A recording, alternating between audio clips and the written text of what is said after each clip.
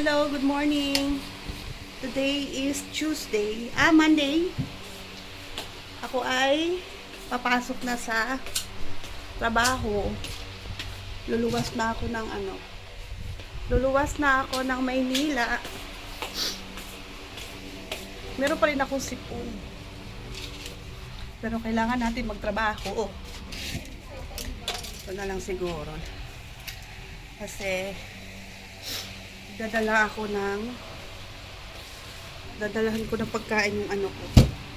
Meron ako itong adobo. Nagluto ako kaninang umaga ng adobo at saka ito, rice. Yan lang. Ano ulit itong adobo na ginawa ko kanina. Dadalahan ko siya ng adobo.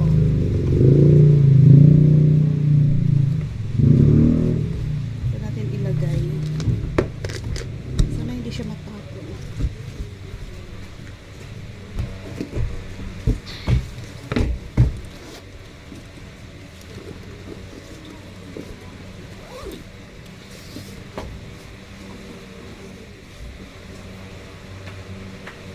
Kakarating ko lang ngayon sa truck. Ako ay nagugutom dahil nung umalis ako dun sa bahay, hindi ako kumain. Doon sa may terminal ng bus. Meron akong nakita doon na nagbebenta, kaya pumili na lang ako para pagdating ko dito, kakain na lang ako ito. Bumili ako ng pastel. To 50 pesos na to. Pwede na. Meron siyang itlog at saka ito, syempre. Tsaka bumili din ako ng ito Big Mac. Ngayon, siguro, ito muna yung kakainin ko, baka mapanis. Tapos ito, anong oras na ba ito? Ito siguro mamaya ko na lang ito kakainin. Kain tayo!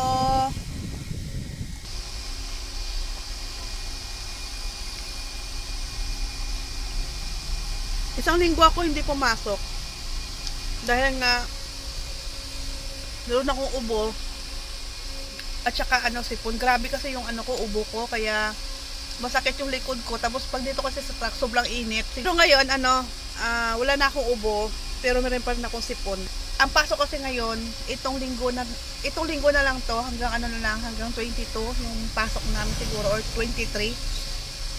Tapos, ang balik na namin yan ay January 2 or January 3.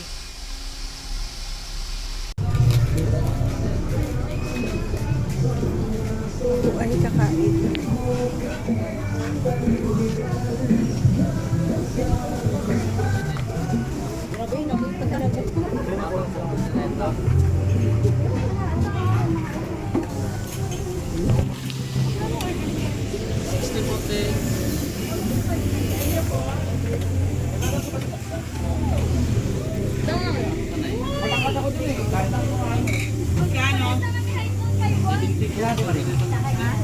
So, ayan po yung mga binili kong ulam.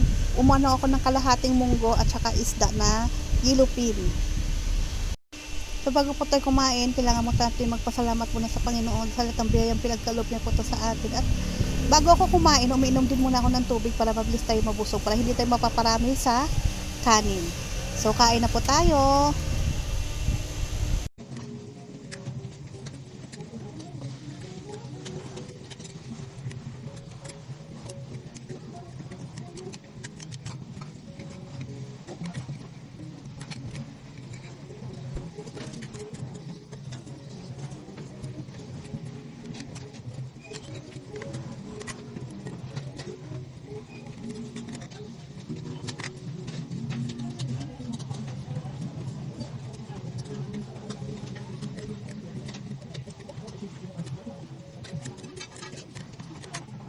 So, ayun na nga guys, hindi natuloy yung biyahe namin kahapon na export dahil hindi lumabas. Ngayon lang lumabas yung authority noon para makapag-withdraw ng container.